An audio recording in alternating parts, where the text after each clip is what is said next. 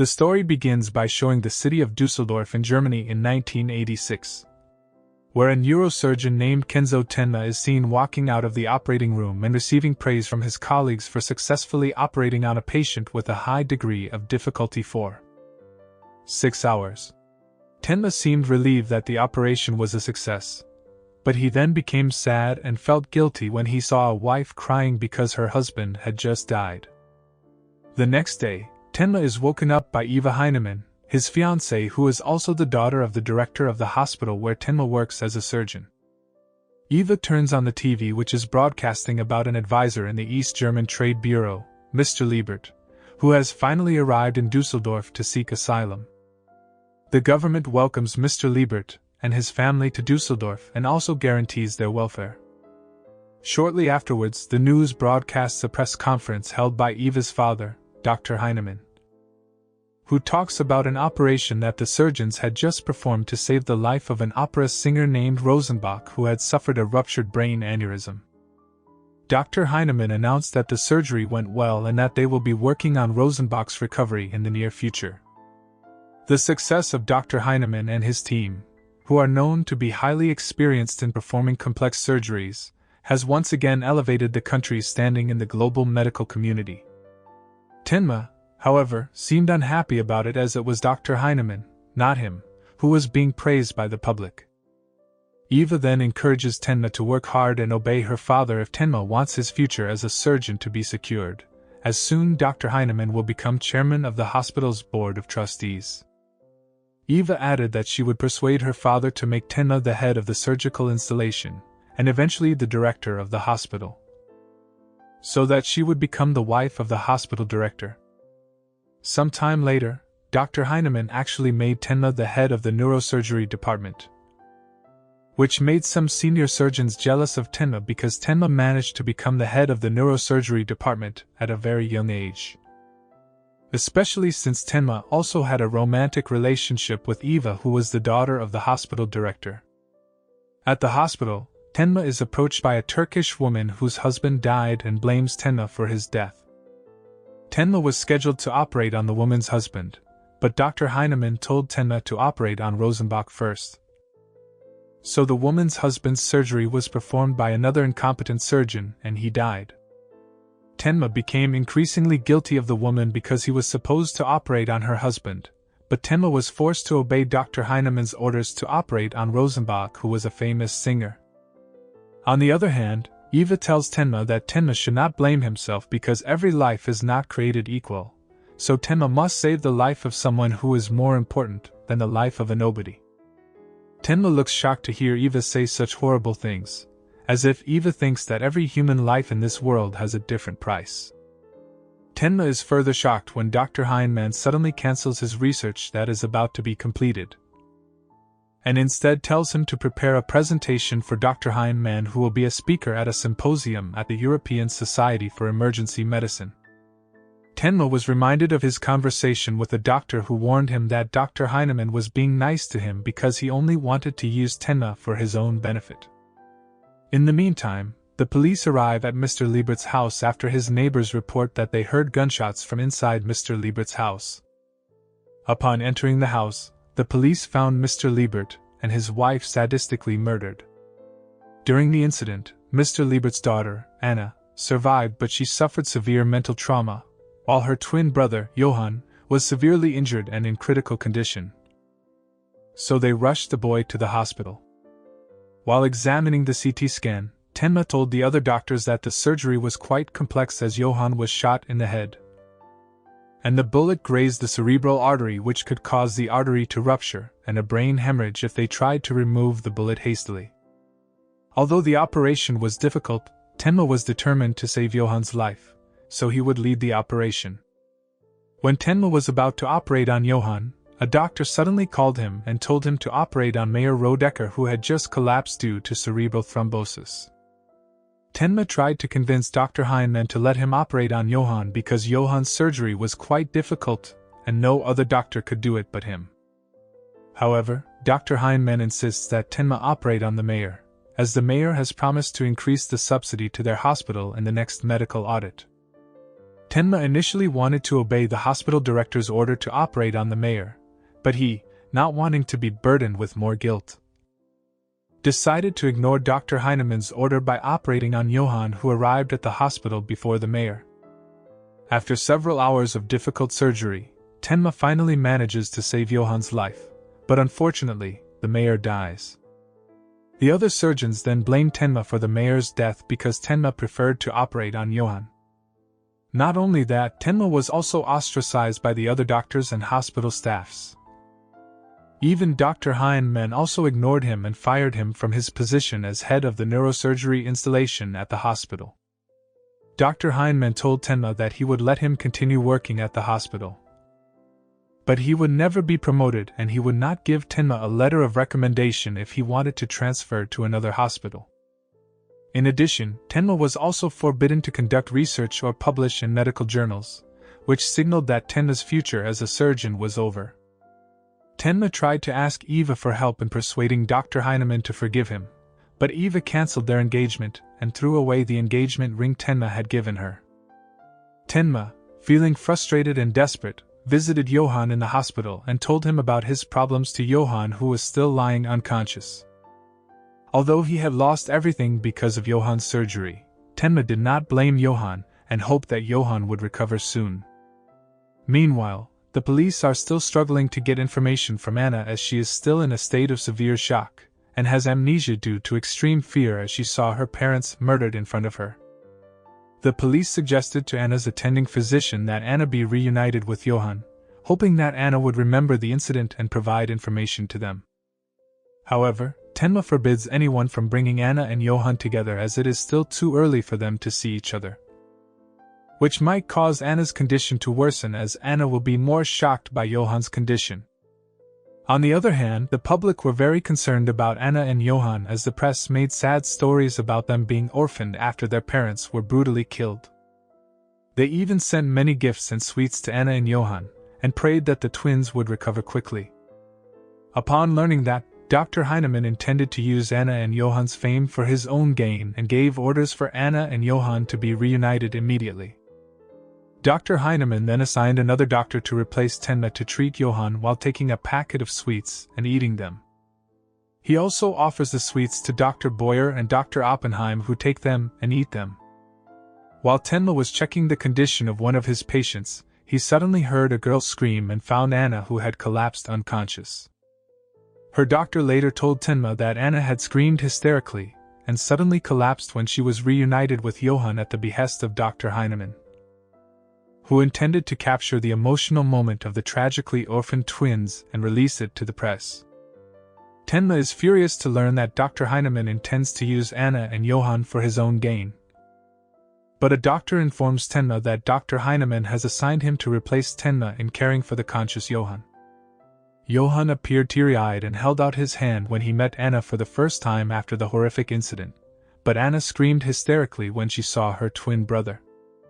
Later that night, Tenma, who was fed up with Dr. Heinemann and his henchmen who chose patients based on their money, vented his frustration by getting drunk until the morning.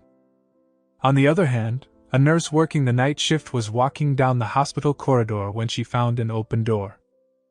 When she checked inside, she was shocked to see the dead Dr. Boyer and Dr. Oppenheim, while Eva, who had just arrived home, found her father dead as she entered his office. The following day, a policeman came to Tenma at his home and informed him about the 3 doctors who were killed last night. Tenma is visibly shocked to hear this, so he rushes to the hospital to find out what really happened. But unexpectedly, upon arriving at the hospital, a nurse informed Tenma that Anna and Johan had disappeared.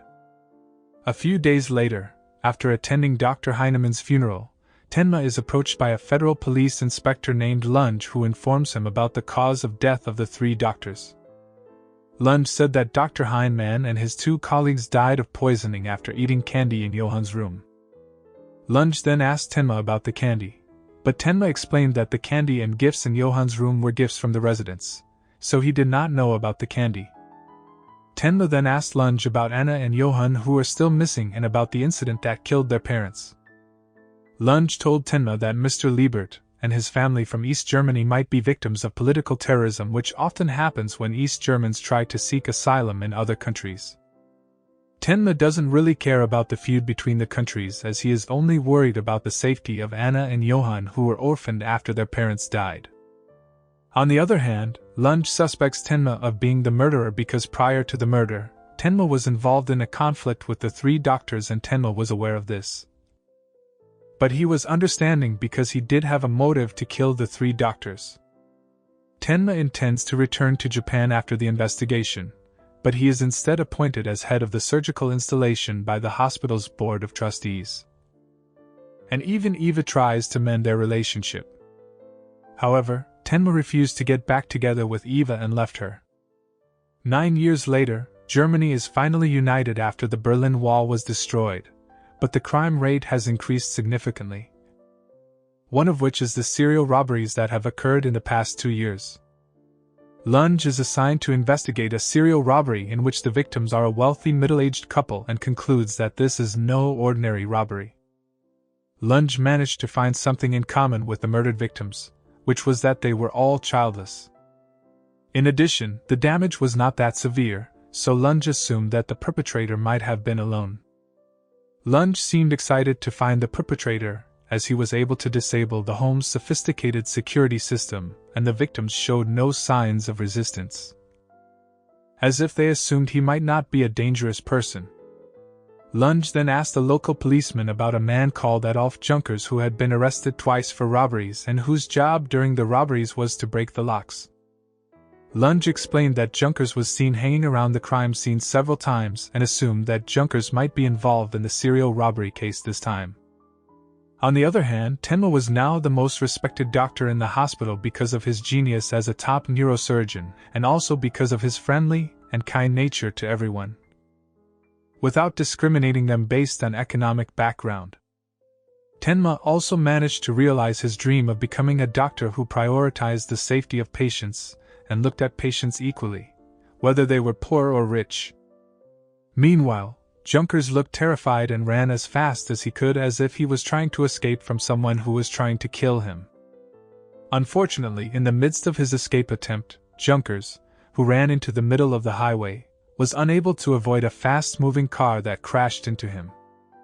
The badly injured Junkers was taken to the hospital by the driver of the car that hit him, but a doctor informed Lunge that they might not be able to save Junkers' life as his condition was critical.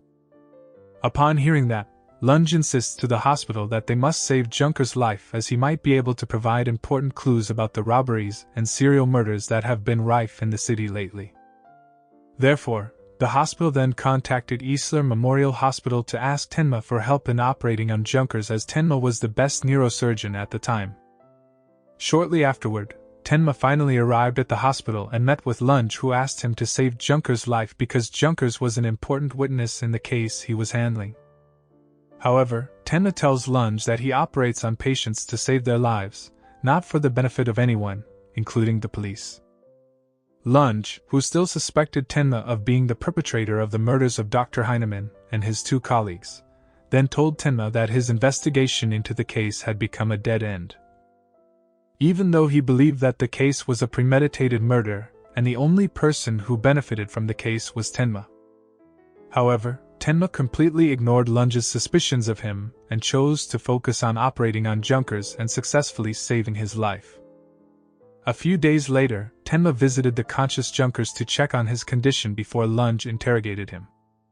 Tenma tried to talk to Junkers, but Junkers seemed scared and muttered that monster was coming. A few days later, after Tenma confirmed that Junkers had recovered sufficiently, Lunge interrogated Junkers and asked him about the 4 murders of middle-aged couples in the past 2 years, in which Junkers had been spotted around 3 of the crime scenes. Lunge assumed that Junkers was not the killer because the killer was able to kill the victims with just 1 cut to the neck, as if the killer knew about the anatomy of the human body in detail. Lunge concluded that the killer's gang was at least 3 in number, and Junkers was in charge of breaking the locks. Upon knowing that Junkers would remain tight-lipped, Lunge said that he had gathered information about criminals who often committed knife crimes, so he would find the killer sooner or later, even though Junkers chose to remain tight-lipped. Lunge then inquired about their motive for committing a series of murders across the country, targeting middle-aged childless couples. However, Junkers suddenly became hysterical, so Tenma told Lunge to stop the interrogation and take Junkers for a walk in the park for some fresh air. After Tenma told him how a young boy was able to change his perspective as a doctor who dedicated his life to saving the lives of others, Junkers finally began to tell Tenma about his past when he first broke into a watch shop to steal a cuckoo clock. Tenma then advised Junkers to reveal his crimes to the police and start a new life, but Junkers suddenly burst into hysterical tears as he remembered his colleagues who were killed by the monster. Later that evening, Tenma, who was about to go on a date, suddenly cancelled his intention after he accidentally saw a cuckoo clock displayed in a shop and intended to gift it to Junkers. On the other hand, Junkers, who decided to reveal the truth to Lunge, then came out of his room and found the policeman assigned to guard him had been killed. Junkers, who knew that monster had discovered his whereabouts, then decided to escape. Meanwhile, Tenma, who had just arrived at the hospital, examined the body of the policeman, and he soon found out that the policeman had died of poisoning after he found a candy wrapper near the victim's body. Tenma then rushed into the room and found no Junkers anywhere. Upon knowing that Junkers had escaped through the emergency exit, Tenma immediately chased after him and saw Junkers running out of the gate.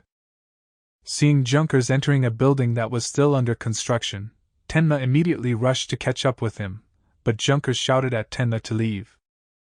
However, Tenma, who did not want the events of 9 years ago to happen again, still tried to find Junkers' whereabouts until finally he found Junkers with a young man who had been called a monster by Junkers because he had killed his colleagues. Surprisingly, the young man turned out to be Johan Liebert, who was saved by Tenma 9 years ago. Junkers, who was at gunpoint, then revealed to Tenma that Johan was the one who had hired him and his colleagues to kill the middle-aged couples and gave instructions over the phone.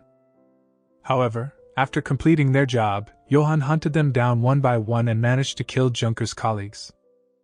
Upon learning that, Tenma told Johan to stop his crimes because he knew about Johan's past as the son of Mr. Liebert, a financial advisor seeking asylum, and also about his twin sister, Anna. But unexpectedly, Johan had no intention of stopping his crimes, and revealed to Tenma that he had killed everyone who knew about his past except Tenma. Johan added that he considered Tenma as his parent because Tenma had saved his life, but he had no intention of stopping his crimes just because Tenma told him to do so. Tenma, who was surprised to hear Johan's statement, then tried to convince Johan by saying that Johan had made him realize how precious human life was, and that every life was created equal, so Tenma decided to dedicate his life to saving others without discriminating their backgrounds. Surprisingly, Johan revealed to Tenma that he was the one who had killed Dr. Hyman and 2 other doctors 9 years ago in revenge for the evil deeds they had done to Tenma. Johan found out about Tenma's misfortune after he decided to ignore Dr. Hyman's orders to save Johan, so he killed them to end Tenma's suffering. Soon after that, Johan shot and killed Junkers and walked away, leaving Tenma in shock as he realized that Johan was truly a monster who didn't care about the lives of others. The next day, Tenma is interrogated by Lunge regarding Johan Liebert's involvement in the murder of Dr. Hyman and his 2 colleagues, as well as a series of serial murders targeting middle-aged couples. Although it sounded improbable, Lunge considered the possibility and let Tenma go. After leaving the police station, Tenma is still in shock when he realizes that the boy he saved 9 years ago has grown into a monster. The scene then switches to show a girl named Nina Fortner who is late for class, but she is able to answer her lecturer's questions about the laws applied in a murder case. Nina is a university student who lives in Heidelberg with her parents and has a part-time job as a pizza delivery girl. Nina, who dreams of becoming a public prosecutor, often has nightmares that make her experience anxiety disorders, so she conducts counseling sessions with a psychiatrist.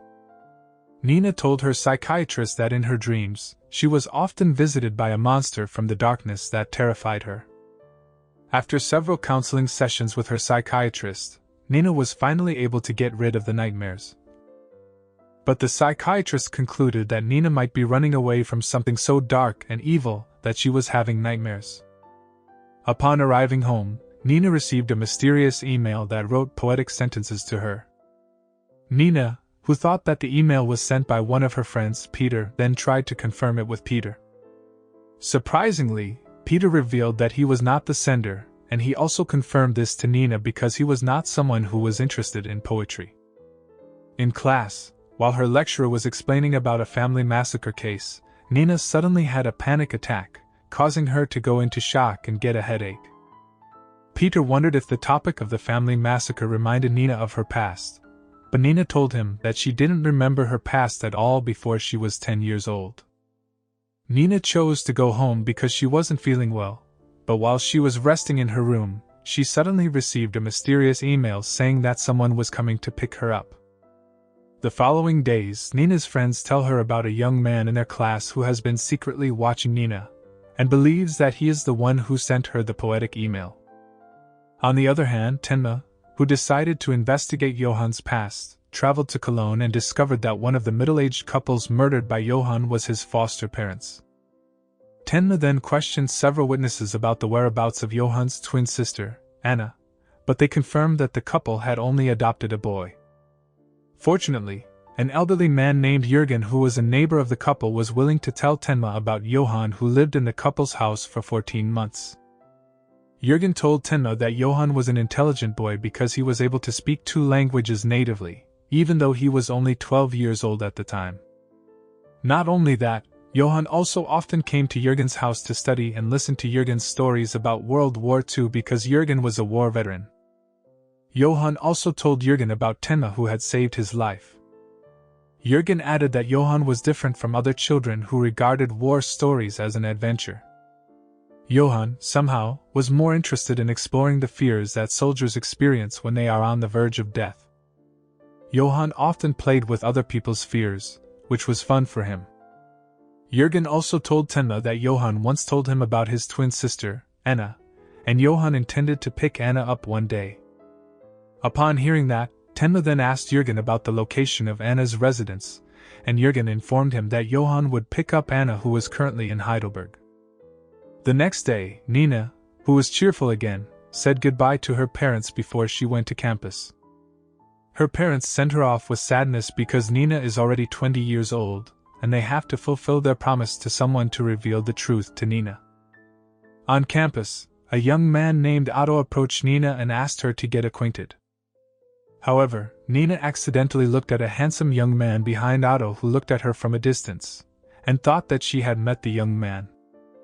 But unexpectedly, Nina suddenly fainted before she remembered about the young man, who was none other than Johan. After getting information from Jürgen, Tenma then went to a newspaper office and met a journalist named Mauer. Tenma informed Mauer about the serial killer who might return to his act by killing a middle-aged couple who adopted a little girl a few years ago. Tenma added that the killer would pick up the girl when she reached the age of 20. However, Mauer assumed that Tenma was just making things up, as Tenma could not name the couple and only informed Mauer that they lived in Heidelberg. Tenma explains that Johan and Anna probably went to Heidelberg after escaping from the hospital, and were fostered by the middle-aged couple who currently adopted Anna, before Johan decided to leave his twin sister. Tenma assumed that the couple might have reported Johan's disappearance to the police, and asked Mauer for help in letting him look at articles on children's disappearances from years ago, as Tenma intended to find clues about the couple who had taken care of Johan and Anna after they ran away from the hospital. Despite doubting Tenma's exposure of the Liebert twins' past, surprisingly, Mauer allows Tenma access to their newspaper archives to look for clues about Johan and Anna. The scene then switches to show Nina Fortner coming to campus after recovering from her fainting a few days earlier when she saw Johan's figure behind Otto. Nina wanted to apologize to Otto because she suddenly fainted when they met, but her friends told her that Otto was not the one who sent Nina the romantic email. Upon learning that, Nina again wondered about the identity of the person who had sent the mysterious email to her. Nina then visited her psychiatrist and told him about the incident that made her collapse unconscious a few days ago. Nina mentioned a young man who was quietly watching her from a distance, and Nina thought that she knew the young man. The psychiatrist then asked about how Nina felt when she saw the young man. And Nina suddenly became trembling as she told her psychiatrist that she felt very frightened, just like when she had the nightmare. Nina consciously said absolute evil as she described the young man, and intended to go to him to find out about her past. However, her psychiatrist suggested that Nina think about her future, instead of prioritizing her past, which might be too painful. So Nina chose not to remember it, and eventually completely forgot about her past. On the other hand, Nina's adoptive parents decide not to reveal the truth to Nina, because they truly love Nina like their own biological daughter. Meanwhile, Nina, who has just arrived home, gets a mysterious email from someone who invites her to meet at Heidelberg Castle on her birthday. In the meantime, Tenma and Mauer finally managed to get information about the Fortner family who lived in Heidelberg and reported the disappearance of their sons several years ago. Upon learning that the Fortner family adopted Johan and Anna, who escaped from the hospital a few years ago, Tenma and Mauer rushed to the Fortner family home to warn them.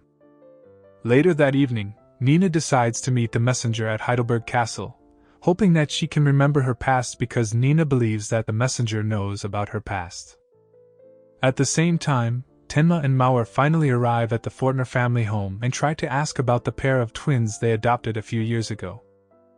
At first, the Fortner couple were reluctant to give them any explanation, even refusing to open the door. So Tenma and Mauer finally told the couple that they were in danger and suggested that they call the police immediately. Mr. Fortner then opened the door and told Tenma that Nina was going to meet her friend at Heidelberg Castle. Upon hearing that, Tenma immediately knew that the person waiting for Nina at Heidelberg Castle was none other than Johan, so Tenma rushed to Heidelberg Castle in Maura's car. Meanwhile, Mauer and the Fortner couple try to contact the police by phone at the house, but they find that someone has disconnected the phone. In the meantime, Nina, who has been waiting for a long time at Heidelberg Castle, decides to go home. But she is surprised by the appearance of a gardener who tells her to keep waiting for the arrival of the man she wants to meet at that place. However, the gardener behaved strangely and threatened Nina with a pair of scissors, so Nina became frightened and tried to flee the place. Shortly afterwards, Tenma arrived at the place and tried to explain to Nina about the situation she was facing. But unexpectedly, the gardener suddenly attacked Tenma because Tenma tried to take Nina away from the place. When the gardener tried to stab Tenma with a pair of scissors, Nina surprisingly mastered martial arts and managed to knock the gardener down, then tied his hands with Tenma's tie. Tenma then interrogates the gardener and rushes Nina back to her house after getting information about the person who had ordered the gardener to keep an eye on Nina. On the way home, Tenma told Nina about her past, which Nina's previous identity was Johan Liebert, and she had a twin brother named Johan. Nina seemed so surprised when she heard Johan's name, then Nina finally remembered about her past, and realized that the man who had been sending mysterious emails and spying on her on campus was none other than Johan. Upon arriving home, Tenma and Nina immediately knew that something was wrong when they found all the lights out in the Fortner home, so they rushed into the house. After entering the house, Tenma and Nina were shocked to find Mauer and the Fortner couple murdered in the living room. Nina, who had regained her memories of her past, then revealed to Tenma that she was the one who had shot Johan in an attempt to kill him, but Tenma had saved Johan's life. Upon knowing that Johan might intend to kill Nina for revenge, Tenma then took Nina to leave the house immediately. At the same time, 2 policemen arrived and told Tenma that they had received a phone call from someone reporting a murder at the house. After a brief examination of the crime scene, the 2 policemen took Tenma and Nina to the police station for questioning as witnesses and relatives of the victims. On the way to the police station by car, Tenma realized that the 2 policemen were taking them out of town. One of the policemen tells Tenma that they are from the Mannheim Police Department in the next town. Upon learning that, Tenma immediately knows that something is wrong, especially when he accidentally finds blood stains on the coat worn by a policeman named Muller. Tenma thought that the men were fake policemen, but when the border patrol stopped the car, they recognized the men, which meant that they were real policemen. Even so, Tenma was still suspicious of Muller and his colleagues because the 2 policemen suddenly appeared at the Fortner family home and immediately took them away, instead of calling for help to secure the crime scene. Tenma then asked permission to get out of the car, telling the policeman that Nina was not feeling well and needed some fresh air. When one of the policemen calls Tenma as a doctor, Tenma realizes that they are deliberately targeting him and Nina. So he takes Nina over the bridge in an attempt to escape by jumping into the river below. The next day, Tenma and Nina, who managed to escape the pursuit of the police, decided to hide in the forest for a while. Nina then revealed to Tenma that since childhood, Johan was a murderer and that Johan had also killed the Liebert couple. At that time, Nina intended to stop Johan by shooting him in the head, but Tenma saved Johan's life, so Johan returned to a series of heinous murders, including killing the Fortner couple who had been caring for Nina with great affection. Although he had learnt that Johan may have been controlling Muller and his colleagues, Tenma was still determined to stop Johan and reported Johan to the police. However, when Tenma arrived at the Heidelberg Police Department, he discovered that Muller and his colleagues had joined the Heidelberg Police investigation team to investigate the murders of Mauer and the Fortner couple. So he then abandoned his intention to report Johan's crimes to the police. On the other hand, Lunge arrived in Heidelberg to investigate the murder of the Fortner couple, but he was instead interested in investigating the murder of the gardener at Heidelberg Castle. Lunge tries to investigate the place and accidentally finds Tenma's tie that was previously used to tie the gardener's hands. Meanwhile, Tenma chose to return to his hiding place in the forest, and seemed to panic when he found out that Nina had left. Tenma then found a letter written by Nina, in which it was stated that Nina did not blame Tenma for saving Johan's life because Tenma was only carrying out his duties as a doctor. Nina wished for Tenma to move on and save as many lives as possible, instead of worrying about her or trying to stop Johan. Some time later, Eva, who was drinking alone at her house, received a visit from Lunge, who wanted to inquire about the owner of the tie he found around Heidelberg Castle.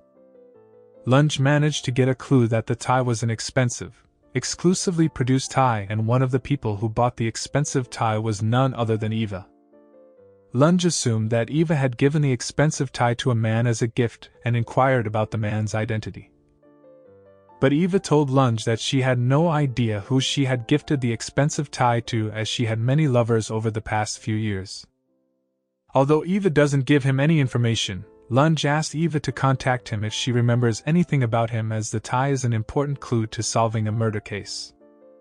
Eva, recently divorced from her ex-husband, visits Tenma in the hospital and tries to mend their broken relationship from years ago. Eva tells Tenma that she has failed in marriage 3 times and finally realizes that Tenma is the only man who has ever truly loved her. However, Tenma doesn't seem to care about Eva anymore and leaves her, saying that he can't return her feelings. Upon hearing that, Eva becomes furious and tells Tenma that a policeman came to ask her about the expensive tie that she had gifted to Tenma a few years ago. Eva says that she will keep the secret about Tenma being the owner of the expensive tie as long as Tenma is willing to reconcile with her. But unexpectedly, Tenma didn't care at all, even though Eva threatened to report him to the police. Eva actually proves her words by going to Lunge and revealing Tenma as the owner of the expensive tie. On the other hand, Lunge was already expecting it. So he immediately ordered the police officers to arrest Tenma because he had been named as a suspect in the murder case at Heidelberg Castle and also a series of other murders. Meanwhile, Tenma decided to resign from the hospital and managed to escape from the hospital at the same time as Lunge and the police officers who had just arrived at the hospital to arrest him. 5 months later, Lunge interrogated a war veteran and martial arts instructor named Hugo after he got information that Tenma visited the training ground where Hugo used to train his disciples. Although Lunge tried to intimidate him, Hugo was undeterred and refused to give any information about Tenma. A few months ago, Tenma did visit Hugo's training ground located in a remote area, because he was determined to dedicate his life to capturing Johan, the monster that he accidentally resurrected and has now killed many innocent people. Tenma intends to practice shooting on Hugo, who is a war veteran, and starts his training by jumping rope. During his training, Tenma stays at Hugo's house and meets a little girl named Rena who is very quiet. Over dinner, Hugo tells Tenma that he shot Rena's mother dead in front of her several years ago. At that time, Rena's mother pointed a gun at him and was about to kill him, but Hugo shot her first. After Rena's mother's death, Hugo took Rena to live with him, but Rena became very quiet and introverted. So Hugo believed that Rena hated him for the rest of her life because he had killed her mother. After Tenma underwent physical training for a few days, Hugo then took Tenma to the foothills where they would begin shooting practice. In the days that followed, Tenma's shooting ability improved significantly as his technique was impeccable and supported by his excellent fitness. In the present, Hugo told Lunge that Tenma had exceptional concentration, but Hugo doubted that Tenma could shoot someone dead, because according to his judgment, Tenma was the type of person who would save people's lives instead of killing them. After undergoing training for several months, Tenma suddenly left a letter and cash to pay for the training fees during his stay at Hugo's house. Unable to get any information about Tenma, Lunge let Hugo go. While Tenma was seen heading to Verdun to investigate the murder of the latest middle-aged couple and look for clues as to Johan's whereabouts. The scene then switches and shows a man named Heckel who secretly sneaks into the house of a congressman named Springer to steal Springer's money and jewelry. As he was about to enter the study, Heckel was surprised by the appearance of Tenma, who pointed his gun at Heckel and forced him to give information about the person who had killed Congressman Springer and his wife. Before Heckel could explain anything to Tenma, the sirens of police cars could be heard in the distance, so Tenma and Heckel ran away from the house. Heckel, who learned that Tenma was a former genius surgeon before becoming a fugitive, offered Tenma a deal to work together in the criminal world so that they could make more money. Tenma initially rejects the deal, but Heckel then provides information about the killer, even taking Tenma to a hotel where the killer is hiding. Tenma went to a hotel room and met a man named Tony who sat facing the door holding his gun. Tenma then asked Tony about Johan, and from Tony's story, Tenma was able to deduce that Johan had manipulated Tony's mind to kill Congressman Springer and his wife. Heckel, who also heard the story, then told Tenma that he had never seen Johan once, even though he had been watching Springer's house for the past month before the murder took place. After getting enough information about Johan, Tenma was about to leave, but Tony suddenly called Tenma and told Tenma that Johan left a message for Tenma in Springer's study. Soon after that, surprisingly, Tony suddenly ended his life by shooting himself in the head. Upon seeing that, Tenma and Heckel rushed to escape before their presence in the hotel room is discovered by many people. Later that night, Heckel sneaks into Springer's house to break into the safe in the study, while Tenma tries to find the message Johan left for him. Shortly afterward, Tenma finally finds Johan's message hidden behind a painting, which in the message, Tenma realizes that Johan really is a monster who enjoys the moments where he ends other people's lives. The following day, Tenma, who had already made a deal with Heckel to become a doctor in the criminal world, was taken to a house to treat a man named Max who was seriously injured. Tenma initially refuses to treat Max because Max is a terrorist who went on a shooting rampage that killed at least 12 people. Max insisted that he was not a terrorist who attacked people randomly, and then told Tenma that he had planned the shooting to kill the director of GWE and his subordinates. Because Max and his colleagues had lost their jobs since GWE interfered in their country's government. Upon knowing that Max's condition was getting worse, Tenma finally agreed to provide first aid by stopping the arterial bleeding in Max's arm. Tenma then carried Max, intending to take him to the hospital, because no matter what, Max's condition was too severe that he had to be operated on immediately to save his life. However, Max's comrade disagreed with the idea, so he threatened Tenma at gunpoint, but Tenma ignored the threat. At the same time, the police managed to find Max's hiding place, so Tenma then rushed to take Max to escape from the place. Surprisingly, Max told Tenma to run away alone, and saying that he had reached his destination so he would turn himself in to the police. Max, who realizes that Tenma is wanted by the police for a series of serial murders, asks why Tenma helped him. Tenma says that he saved Max because Max is a human being who still feels sad and guilty after ending someone else's life. After saying that, Tenma then left Max, and moments later, he watched the news on TV about Max and his gang who surrendered to the police without putting up a fight. A few days later, Tenma continued his investigation by visiting Mr. Liebert's old house located in East Germany, and got information about Johan and Anna, who came from an orphanage called Kinderheim 511. Upon arrival, Tenma discovered that the orphanage building had been abandoned for years and was about to be demolished. Tenma then meets an old woman who advises Tenma to go to the house of a man named Hartmann who used to work at the orphanage. On the way to Hartmann's house, Tenma meets a boy with an injured arm and stops briefly to treat him. To cut a long story short, Tenma finally arrives at Hartmann's house, who tells Tenma that after the Berlin Wall came down, he took in orphans from the orphanage and fostered them until they were adopted or able to live independently. Hartmann tells Tenma that Kinderheim 511 was a specialized orphanage that took in children of criminals and political prisoners. Because their parents were considered rebels or spies by the state, the children were discriminated and subjected to cruel and inhumane treatment. Hartmann informs Tenma that there was an incident at the orphanage many years ago, and Johan was involved in the incident as the boy is the one who led the revolution. However, before Hartmann could explain more details about the incident, a boy suddenly appeared and Tenma recognized the boy because he had just treated his injured arm. Hartmann then introduced Tenma to the boy named Dieter, and Dieter turned out to be the only orphan boy still living in Hartmann's house.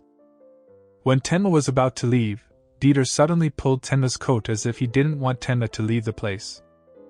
Upon seeing that, Hartmann then invited Tenma to have dinner with him and Dieter, and Tenma welcomed the invitation.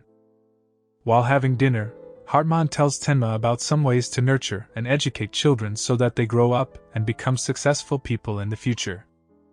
In the middle of the conversation, Dieter suddenly tells Tenma that he loves football. On the way back to the inn, Tenma accidentally passed by a shop selling sporting goods, and he decided to buy a football to give to Dieter. Tenma intended to give the football to Dieter that night, but upon arriving at Hartmann's house, Tenma discovered that Dieter's 2 ribs were broken and his left shoulder was dislocated. Hartmann told Tenma that Dieter had fallen off the chair, but Tenma didn't believe it, especially after he found scars all over Dieter's body, which indicated that Dieter had been cruelly tortured. Tenma then rushes Dieter to the hospital for intensive treatment. While Dieter is undergoing treatment at the hospital, Tenma tries to find a new home for Dieter and remembers Hartmann's words about another orphanage where Anna used to live, because Anna and Johan were living in a different orphanage. Tenma finally arrives at the orphanage and meets a caretaker named Erna, who is initially cold to Tenma. However, after Tenma mentions Anna, Erna suddenly becomes friendly and tells Tenma that Anna is a good girl and she is happy to think that Anna is living a good life after being adopted by the Liebert family. Erna then informs Tenma that Kinderheim 511 used to be a research lab belonging to the East German Ministry of the Interior, where they often used the orphans living in the orphanage as subjects for experiments aimed at creating perfect soldiers with cold hearts and no empathy for anyone. Erna also added that Hartmann used to be one of the people involved in these horrific experiments. Tenma then asked Erna about the incident that happened at Kinderheim 511, and Erna told him that it started with the unnatural death of the head of the orphanage. After that, internal feuds and conflicts ensued, leading to a massive riot that left everyone in the orphanage dead, except for Johan, who somehow managed to survive the incident.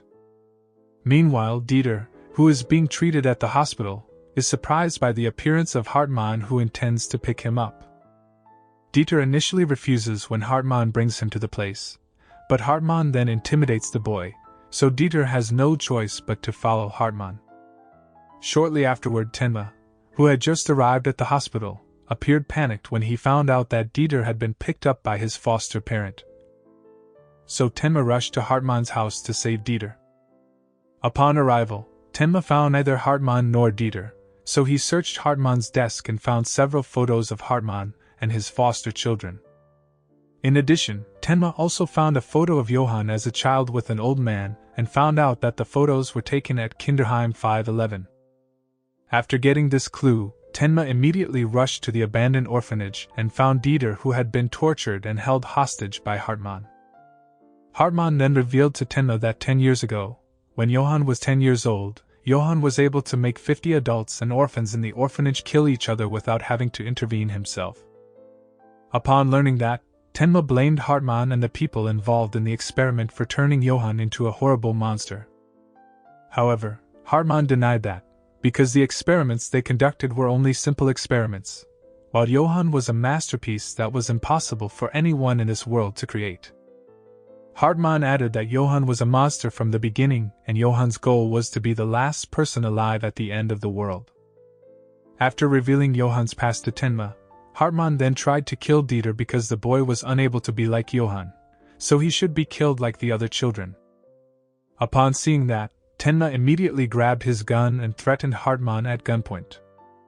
However, Hartmann didn't seem to mind the threat too much and instead suggested to Tenma to look for General Wolf, as he was the first person who realized Johan's talent and brought Johan to the orphanage.